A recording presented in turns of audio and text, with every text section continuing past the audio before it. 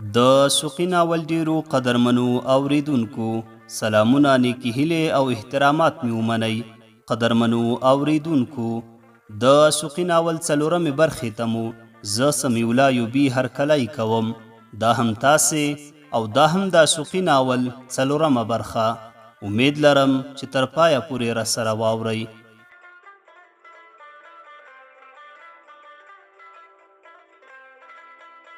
کله چې ماښام شو، رخسار خپل پلار ته د وصال د ښه والي په هکله ډېرې خبرې وکړې او د پلار زړه یې څه ناڅه نرم شو.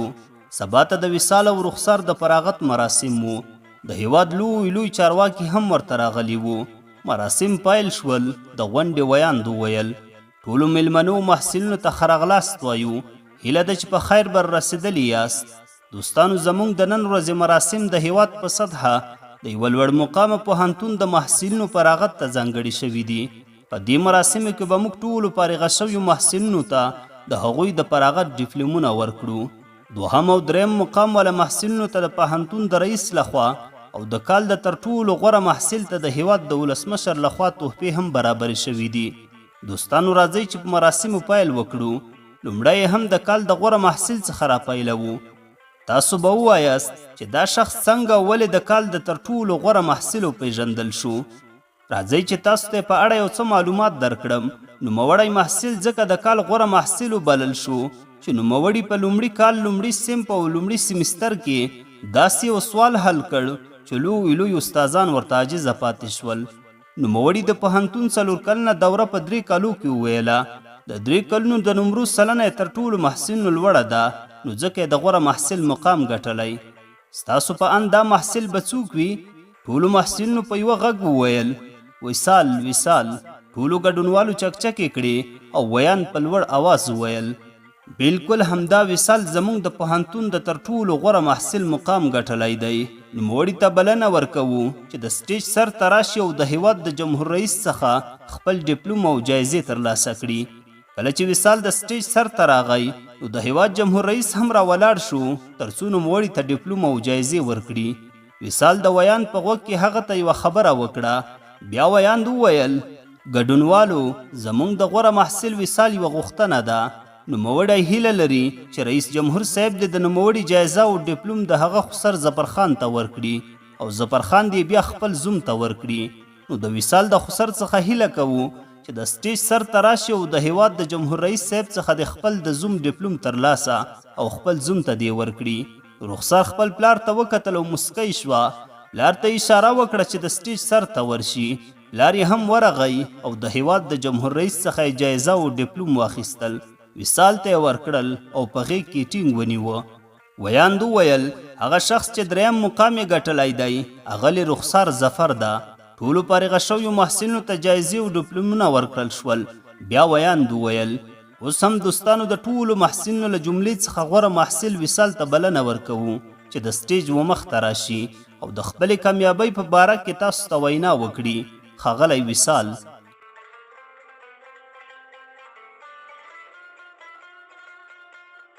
وصال راغی او ویې ویل: السلام علیکم. خدای دې وکړي چې ټول به روغ او جوړ یاست. ستاسو ټولو میلمنو، والدینو، ملګرو او خپلوانو څخه نړۍ مننه کوم چې زموږ سره مو په دې خوشحالۍ کې ګډون وکړ. ویاند صاحب غوښتنه کړې وه چې زه باید د خپلې کامیابۍ راز ووایم. نو زه به هم څه ناڅه ووایم. تاسو به اورېدلي وي چې د هر کامیاب سړي تر شا د یوې ښځې لاس او همکاري وي. زما د کامیابۍ راز هم زما کوژدنه ده. زه چې کله په لومړي ځل دې پوهنتون ته راغلم، نو ما درسونو او پوهنتون ته هیڅ پام نه کوو. ټوله ورځ به عبث ګرځېدلمه. زما کوژدنې زه درسونو او پوهنتون ته تشویق کړم. زه د بدې لارې څخه سمې لارې ته راواړولم. ما ته ژوند او مینه را زده کړه. ما ته د خلکو سره کړه وړه را زده کړل. زه به ووایم چې د دې جایزې مقام کې 99 سلنه د دې لاس او همکاري وه چې ما دا مقام ترلاسه کړ. د دې جایزې اصلي حقدار همدا اغلې رخسار ده. زه به ستا دا احسان تر مرګه هم هیر نه کړم. آباد او سرلوړې دې وي زما کوژدن اغلې رخسار ظفر. ټولو ملګرو او محصلینو ته دا ورځ مبارک وي. وصال، رخسار او پلار یې بیرته خپل وطن ته ستانه شول. وصال خپل کور ته راغی او ټولو ورونو یې هغې ته مبارکي ورکړه. خو پلار یې هیڅ ورته ونه کتل. وصال خپله جایزه پورته کړه او لرې وغورځوله او د کوره ووتو. 2 ورځې بعد رخسار زنګ ورته وواهه او ورته ویې ویل چې راشه د بابا مې په کار یې. وصال هم ورغی. تر روغبړ وروسته د رخسار پلار وویل وصاله ته اوس په کوم کار اخته یې؟ وصال وویل بیکاره یم بابا. د رخسار پلار وویل نو سبا چې ته زما د لور سره واده وکړې نو هغه به څنګه ساتې؟ په داسې بیکاریو خو نه کیږي. وصال وویل بابا زه به په رخسار د خپل زړه غوښې وخورم، شپه ورځ به پر ځان یې وکړم، خو پرې به نږدم چې د رخسار په ژوند کې د څه کمی راشي. زه به رخسار ته د نړۍ ټولې خوشحالۍ ورکړم. د رخسار پلار وویل وصاله په خوشحالۍ او مینه د انسان نس نه مړیږي، ته به تر څو پورې همداسې بیکاره ګرځې؟ وصال وویل زه کوشش کوم چې یو کاروبار شروع کړم یا هم یو وظیفه ځان ته پیدا کړم. د رخسار پلار وویل وصاله زویا زما لور خو ته د ژوند ملګری منلی، خو زه به د هغه وخت ومنم چې ته زما یو شرط ومنې. وصال وویل څنګه شرط؟ د رخسار پلار وویل ته یو وار ووایه آیا د رخسار د لاسته راوړلو لپاره زما دا شرط ته تیار یې او که نه؟ وصال وویل زه د رخسار لپاره ځان هم وژلی شم، ستا هر شرط زما قبول دی.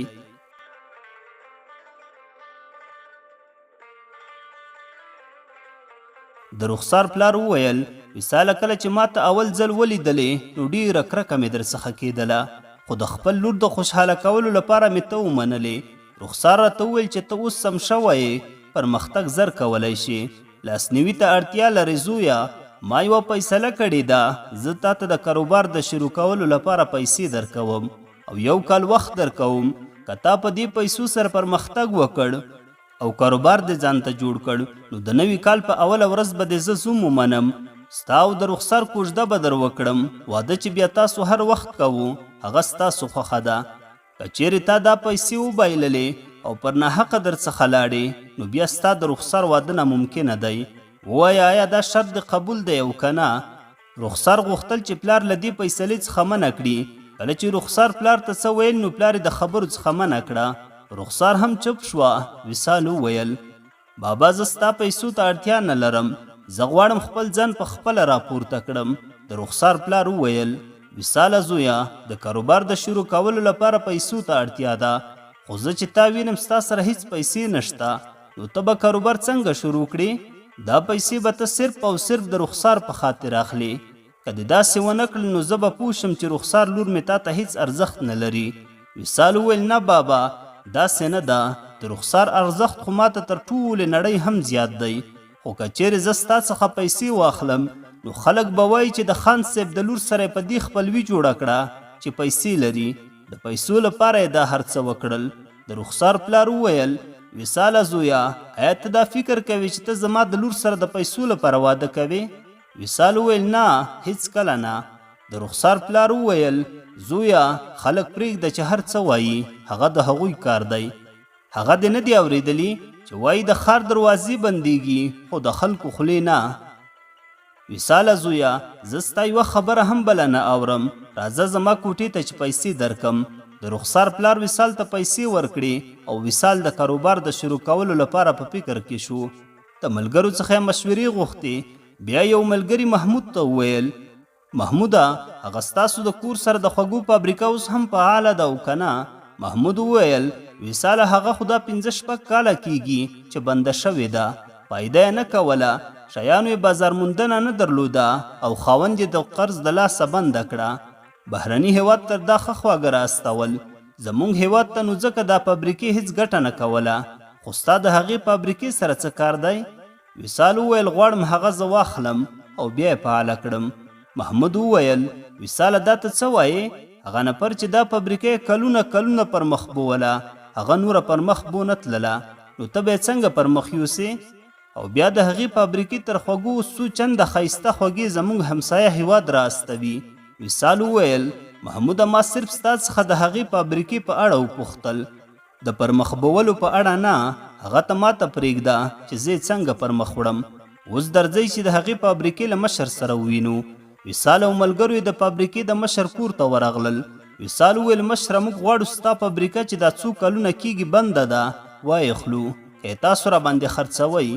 د فابریکې مشر مسکی شو. بیا یې وویل ولې ځوانه پیسې خو به نه یې در باندې زیاتې شوي چې په دې بیکاره فابریکه یې مصرفوي؟ ما ډېرې زیاتې پیسې درلودې، هغه مې ټوله په دې فابریکه مصرف کړې، خو دا د دې حد ته یې راورسولم چې اوس د کرایي کور کې ژوند کوم. چې ما ونه شو کولی نو ته به یې څنګه وکړې؟ ته خو لا تراوسه کوچنی یې. وصال مسکی شو ویې ویل مشره زه غواړم چې دا فابریکه واخلم که یې راباندې خرڅوې. زه د ډېرو خبرو د اورېدو سره حساسیت لرم، ووایه خرڅوي او که نه. د فابریکې مشر مسکی شو ویې ویل سمه ده چې ته دومره د خپل ځان په بربادولو پسې ګرځې نو زه دې ولې راوګرځوم؟ ستا خوښه ده، سبا راشه پیسې در سره راوړه او د فابریکې اسناد واخله.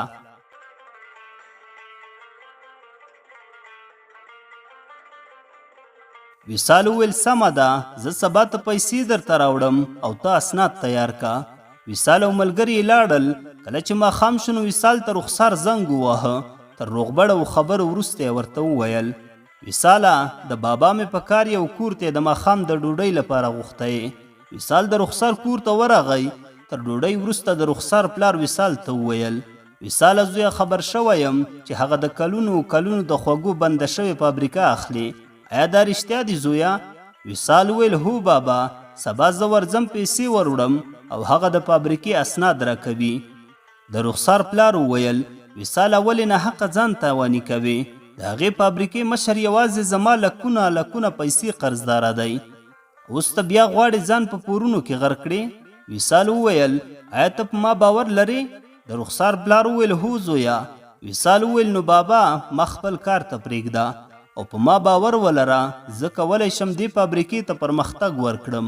د رخسار پلار وویل سمه ده زویه چې څنګه ستا خوښه وي. سبا ته وصال او ملګرو د فابریکې لپاره پیسې آماده کړې او د فابریکې د مشر کور ته یې وروړلې. د فابریکې مشر د فابریکې اسناد وصال ته ورکړل او وصال هغه ته پیسې ورکړلې. وصال د فابریکې مشر ته وویل مشره زه پوهیږم چې په دې لکونو لکونو پیسو کې به تا ته یوه هم نشي پاتې، ټولې به پوروړي در څخه یوسي. زه تا ته یو وړاندیز لرم، ایا ته زما سره په فابریکه کې کار کوې؟ زه تا ته هره میاشت معاش درکوم. د فابریکې پخوانی مشر مسکی شو ویې ویل بلکل همداسې ده، په دې پیسو کې به یوه پیسه هم ماته نشي پاتې. زه ستا سره کار کوم ولې نه؟ وصال ترې مننه وکړه او بیا د فابریکې پر طرف روان شول. کله چې فابریکې ته ورسېدل نو د فابریکې قلف یې خلاص کړ. یو ملګري غوښتل چې فابریکې ته ننوځي خو وصال هغه ونیو او بیرته یې راوویستو. ټول ملګرو ته یې وویل ملګرو تاسو یو څو شېبې صبر وکړئ. بیا یې موبایل راوویست او رخسار ته یې زنګ وواهه. رخسار یې فابریکې ته راوغوښتله. څو شېبې وروسته رخسار راغله. وصال هغې ته وویل رخسار نن د فابریکې د خلاصولو لومړۍ ورځ ده، نو د ښه بخت لپاره به لومړی ته فابریکې ته قدم دننه کوې. رخسار ډیره خوشحاله شو او بیا فابریکې ته خپل لومړی راسته پښه په موم کې کېښودله او بیا دوهمه پښه دننه کړه. بیا ټول دننه شول. وصال په موم کې د رخسار د چاپ شوي پښې چاپ په فابریکه کې پر دیوال ونښلاوه. ټولو په ګډه سره فابریکه پاکه او د لا بخت لپاره یې خیراتونه پکې وکړل. فابریکه یې ښه سمه برابره کړه. بیا د فابریکې د پخواني مشر سره پر تیرو ډیزاینونو بحث وکړ. وصال د فابریکې پخواني مشر ته وویل زه غواړم چې پخواني ټول د خواږه ډیزاینونه ور بدل کړم. بیا یې کاریګرو ته امر وکړ چې د خوږو شکل ور واړوئ او د پخواني خوږوالي څخه یو څه اندازه شکر او خوږوالی ور کم کړئ. د فابریکې پخواني مشر پوښتنه ترې وکړه او ورته ویې ویل رئیس صاحب که د خوږوالی ور کم کړ نو په بازار کې به یې هیڅوک وانخلي، ځکه ما ډیره زیاته شکره پکې استعمالوله بیا هم نه وتل، خو چې ته یې ور کمه کړې نو تر هغه به لا ښکته شي. وصال وویل د دې خبرې جواب به بیا ته د موادو د بازار ته د وړاندې کولو وروسته پیدا کړې. اوس چې ما څنګه درته ویلي دي هغسې وکړئ. موږ باید خلکو او بازار ته په کتو سره شیان وړاندې کړو. اوس هغه پخوانی وخت نه دی چې ټولو خلکو روغ صحت درلود. اوس زیاتره خلک په رقم ناروغۍ او د شکرې په ناروغیو اخته دي چې زیات خواږه شیان نه خوښوي.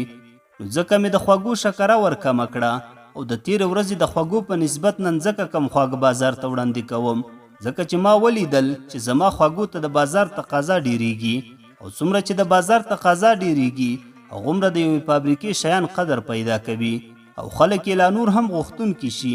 د دې خبرو په اورېدو سره ټولو د وصال پر ځیرکتیا او هوښیارتوب چکچکې وکړې. سبا ته خواږه بازار ته د عرضې لپاره آماده شول. وصال په خپل کاروبار کې ډیر پرمختګ وکړ. په 6 میاشتو کې د رخسار پلار ته د هغې پیسې ټولې بیرته ورکړې.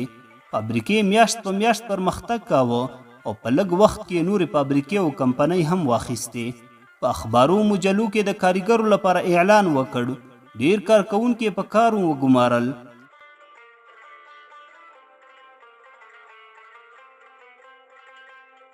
یوه ورځ وصال په خپل دفتر کې ناست و چې د دفتر دروازه د اجازې لپاره وټکېدله. وصال د ورتلو اجازه ورکړه. ګوري چې هغه د ده پلار و. دواړه ډیر سره حیران شول.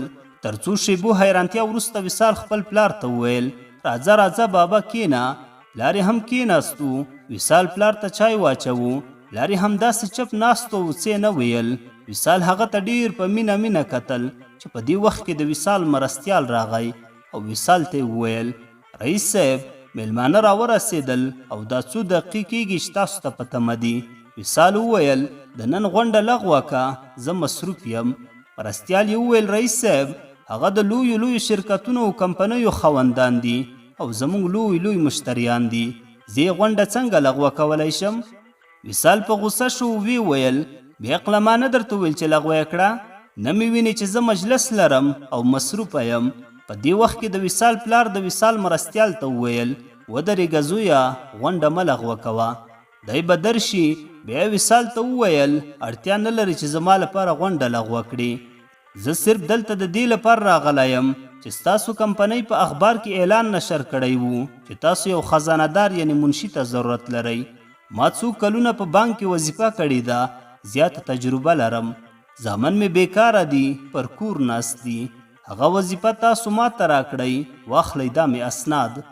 د وصال په سترګو کې په دې وخت کې اوښکې راغلې او ورته ویې ویل بابا زه خو دې هم زوی یم او دا کمپنۍ فابریکې خو ستاسو هم دي. بیا تاسو ولې ځان پردی کوئ؟ پلار یې وویل ما درته وویل چې زه صرف دلته د کار لپاره راغلی یم. که تاسو ما ته هغه وظیفه راکوئ رایه کړئ که نه د خدای په امان. په دې وخت کې د وصال د کاروبار یو ملګری د وصال دفتر ته ورننوتو. وصال زر خپلې اوښکې پاکې کړې او پلار ته یې وویل سمه ده چې څنګه ستاسو خوښه وي سر د سبا څخه تاسو خپلې وظیفې ته راتلی شئ. وصال د خپل دفتر څخه ووتو او د ملګرو سره غونډې ته لاړو. د میلمنو څخه یې د ناوخته کېدو بخښنه وغوښته او بیا پر کاروبار بحثونه شروع کړل. کله چې غونډه خلاصه شوه او ټول لاړل نو وصال خپل مرستیال خپل څنګ ته رانږدې کړ او هغه ته یې وویل زه بخښنه غواړم یاره ما په غوسه کې تا ته بد رد وویل. مرستیال یې وویل زه پوهیږم رئیس صاحب ما بخلی هیڅ خبره نه ده. په دې وخت کې وصال ته زنګ راغی. کله چې وصال نمبر ته وکتل نو ویې لیدل چې رخسار ده. تر روغبړ وروسته رخسار وویل زما ښاغلیه ستا په یاد دي چې 2 ورځې وروسته کومه ورځ ده؟ وصال مسکی شو ویې ویل څنګه یې هیرولی شم؟ ځان به هیر کړم خو دا ورځ به هیره نه کړم. همدا ورځې ته خو زه د میاشتو راهیسې انتظار یم. د نوي کال لومړۍ ورځ او زما او ستا د یو ځای کېدو ورځ یعنی کوزدې ورځ ده. رخسار وویل ځه دروغجنه ستا هیره وه. دا خو ما در په یاد کړه که نه نو سهار د وخته به دې لا پر ما زیری کړی وی. وصال وویل څنګه یې هیرولی شم؟ ایا ستا هم چا هیره کړې ده؟ رخسار وویل بس غوړمالي مه کوه زه ستا څخه خفه یم. وصال مسکی شو وی ویل مړ مې کړه خو دا د خفګان سزا مه راکوه. رخسار وویل چپ شه لیونیه بیا دا د مرګ خبرې مه کوه. زه خدای ته دعا کوم چې زما عمر هم تا ته درکړي. وصال ویل چپ شه لیونی خدای دې داسې نه کوي. رخسار ویل بس نورې خبرې مه کوه. نن ماښام کور ته راشه او بابا ته یې ور په یاد کړه چې 2 ورځې وروسته زموږ د کوزدې ورځ ده. زه نشم ورته ویلی شرمېږم. وصال مسکی شو وی ویل سمه ده. کله چې ماښام شو نو وصال د رخسار کور ته ورغی. رخسار وصال ته په دروازه کې انتظار وه. تر روغبړ وروسته دواړه د رخسار د پلار طرف ته ور روان شول. وروسته رخسار وصال ته اشاره وکړه چې ته ورته ووایه. وصال بیرته رخسار ته اشاره وکړه چې نه ته ورته ووایه. دوی همداسې اشارې سره کولې. وروسته وصال د رخسار پلار ته وویل بابا 2 ورځې وروسته کومه ورځ ده؟ د رخسار پلار وویل دوشنبه ده. وصال او رخسار بیا پریشانه شول. وصال وویل زما مطلب دا دی د کال کومه ورځ ده؟ د رخسار پلار وویل لومړۍ ورځ به یې وي. وصال او رخسار اوږدې ساوې وباسلې چې بابا یې ولې نه پوهیږي. وصال وویل بابا دې ورځې لپاره کوم پلان لرې او که نه؟ د رخسار پلار وویل نه زویه کوم پلان نه لرم. آخر رخسار زړه تنګ شو او پلار ته وویل بابا د یو چا سره به دې په دې ورځ د کوم څه وعده نه وي کړې؟ پلار یې وویل نه لورې د څه شي وعده به مې کړې وي؟ د رخسار او وصال زړونه ډېر تنګ شول. څو شېبې وروسته پلار ورته وویل زه پوهېږم چې تاسو څه وایئ او د سهار راهیسې د څه اشارې سره کوئ. زه مو دا اشارې وینم. 2 ورځې وروسته د کال لومړۍ ورځ او ستاسو د کوزدې ورځ ده. وصال او رخسار دواړه مسکي شول او وشرمېدل. بیا د رخسار پلار د خپل جیب څخه 2 ګوتمۍ راوویستلې. دا ګوتمۍ مو خوښې دي د کوزدې لپاره؟ وصال او رخسار ډېر حیرانه شول او دواړو خپل پلار ټینګ په غېږ کې ونیوه. مننه یې ترې وکړه. د رخسار پلار وصال ته وویل وصاله زویه زه در باندې ویاړم. تا زما سر را لوړ کړ. زویه څومره تمه چې ما درلودله تر هغه 10 چنده پرمختګ دې وکړ. آفرین دې شي پر تا زویه. زه ویاړم چې ستا په رقم ځوان مې زوم کیږي. وصال وویل مننه بابا خو دا هر څه ستا له برکته دي. دا هر څه خو تاسو ماته راکړل. کوم پرمختګ چې ما کړی دی او کوم څه چې زه لرم دا ټول ستاسو له برکته دي. د رخسار پلار وویل نه زویه دا خو ستا د هڅې او کوشش له امله دي. ما خو صرف پیسې تا د دې لپاره درکړې چې زه تا په وازمویم. که مې چیرې بل چا ته ورکړې وای نو هغه به پرې عیاشي او د څو ورځو پر خوښیو مصرف کړی وای. خو ته د هغو له ډلې نه شوې. زه در باندې ویاړم زویه. وصال او ملګرو یې د کوزدې مراسمو ته آمادګي نیوله.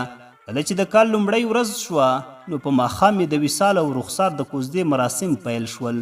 د کوزدې مراسمو ته یې لوی چارواکي او تجاران راغلي وو. د وصال او رخسار د کوزدې نکاح وتړل شوه.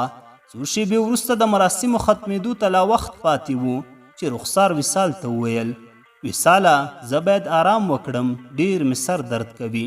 وصال وویل رخسار میلمانه لا تر اوسه دغلته دي هغه څنګه یوازې پرېږدي او ځي؟ رخسار وویل وصاله بخښنه غواړم زه نوره نشم پاتې کېدی. وصال وویل سمه ده نو ورشه ته آرام وکړه بیا به سهار زه د پاتې میلمستیا کیسه درته وکړم. ورشه ښه شپه ولرې.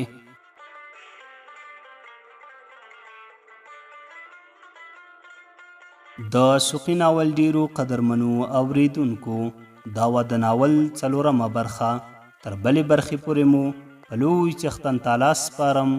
ښاد و آباد اوسئ.